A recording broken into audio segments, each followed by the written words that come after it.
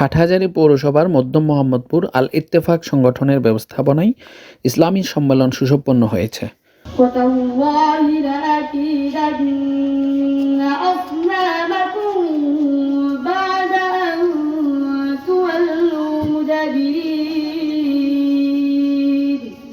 বাংলাদেশ নুরানি তালিমুল কোরআন board Hathazari চট্টগ্রামের প্রধান প্রশিক্ষক হযরত মাওলানা আব্দুল্লাহ আল মামুন এর সভাপতিত্বে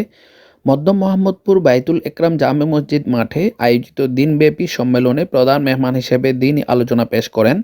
পীরে কামেল হযরত মাওলানা হাফেজ আহমদ গনি সাহেব দামাত বরকাতুহুম,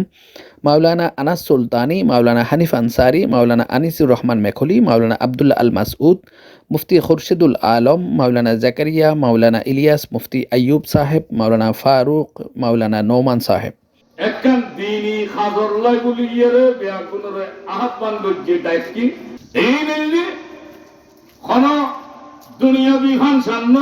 আল্লাহ আল্লাহ আল্লাহ 2 মিনিট আল্লাহর রহমতের ব্যাংকে জমা গজ্জুম আল্লাহ আল্লাহ জিগজুম নিজুরে ফানায় গজ্জুম আল্লাহর কাছে যাইরে কি বেল্লাহ আজাদ বেল্লাহ ফাজুম না ইনশাআল্লাহ। সালাতু ইমাদুদ্দিন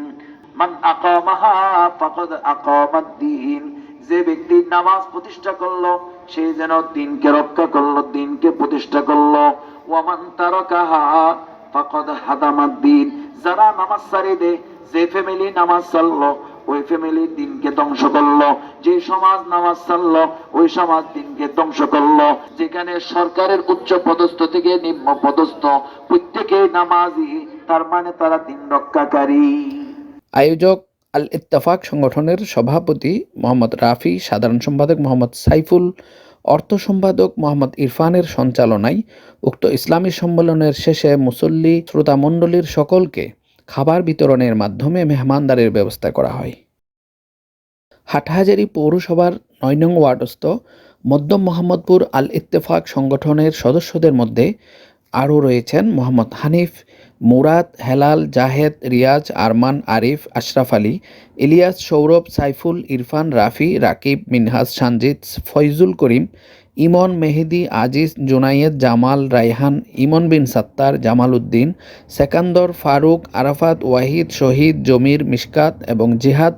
প্রমুখ সদস্যরা এই ইসলামী সম্মেলন সুসম্পন্নে সক্রিয় পরিশ্রম করেন।